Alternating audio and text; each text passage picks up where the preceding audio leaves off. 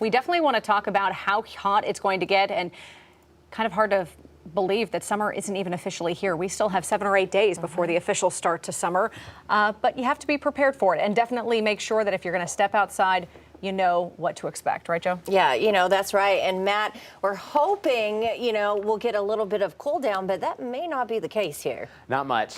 I'll be honest, for the next probably 10 days, we've got this heat. That's the crazy thing about this heat wave. You can get heat waves here mid-June, even though summer has not officially started.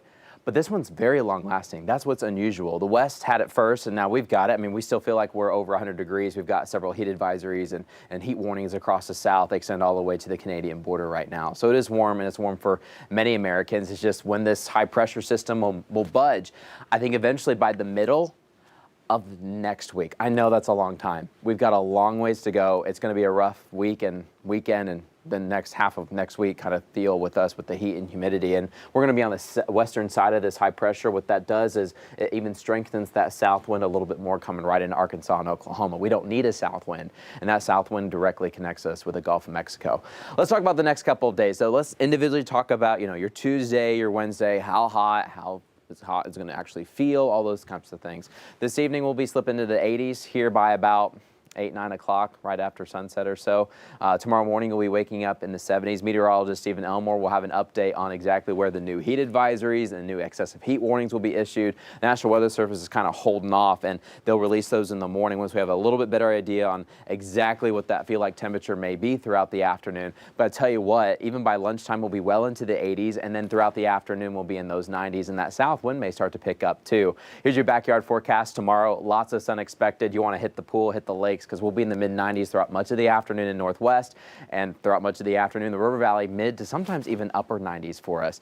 The good news is that the humidity may be slightly lower tomorrow and Wednesday. So when you take a look at some of these feel-like temperatures, we may be flirting closer to the 90s rather than the low 100s. It's still going to be very hot, but we're trying to find small victories for us. You go into your Wednesday and much of the same. Now Wednesday we start to heat up just a little bit more again with heat index values next to 100. Remember, today we're 101 to 105 for a lot of us, so we'll take a little bit off the heat, but the humidity is what's dropping a little bit. The actual air temperature is really not going to drop very much, but then later in the week the humidity is going to skyrocket again.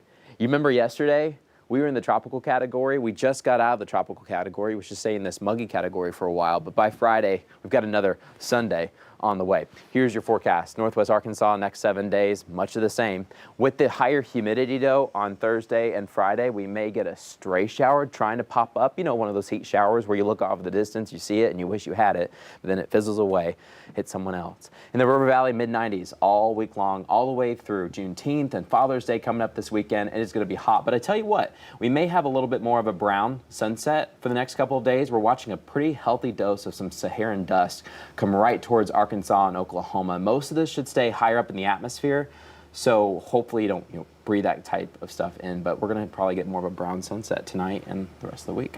Okay. But no clouds, though. None in sight right now. Nothing. When you say brown sunset, does that mean it's not going to be very pretty to look at? Or I mean, it'll look kind of more orangey brown in a way. We've had some rounds of Saharan dust and just kind of looks muted. Yeah. Yeah. We'll have to keep an eye out for that. I don't know. It's kind of sad, right? It is kind of sad. Explains how we're feeling about this weather. I tell you what. That's true. Fitting. All right. Thanks, Matt.